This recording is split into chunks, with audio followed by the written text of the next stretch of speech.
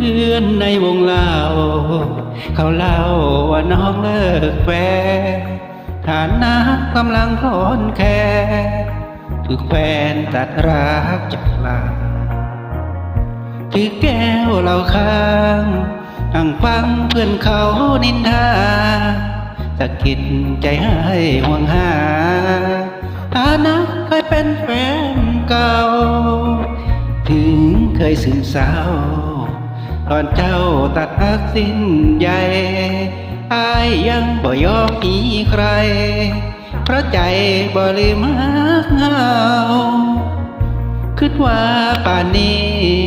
น้องคงสุขีกับเขาเมื่อรู้ข่าวมาว่าสาวอายจึงเฝ้ามาทันใดบ่แม่นดีใจที่เห็นหักน้องต้องจอแต่ด้วยห่วงและคิดฮอดอยากมาดูแลหัวใจแฟนเก่าคนนี้ยินดีจะเป็นอะไรซ่อมหักที่เขาทำลายซ่อมใจให้ดีคือเก่าเพื่อนในวงเล่าเขาเว้าจังใดก็สาอายพร้อมกลับมาร่วมทางสมหวังเดิมๆสองเฮาผู้สำรักแน่อะไรแท้แก้ทุกเรื่องราวขอเพียงแต่น้องดื่มข้าวอายขอเอาใจซ่อมแซ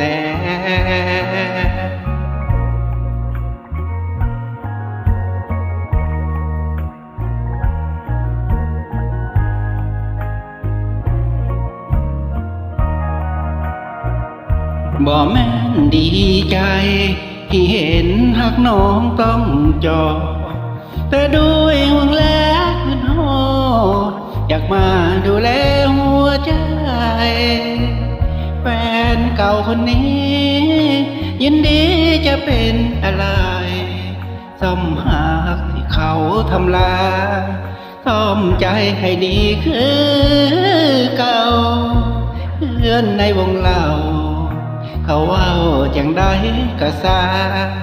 อายพร้อมกลับมาร่วมทางสมหวังเดิมๆสอ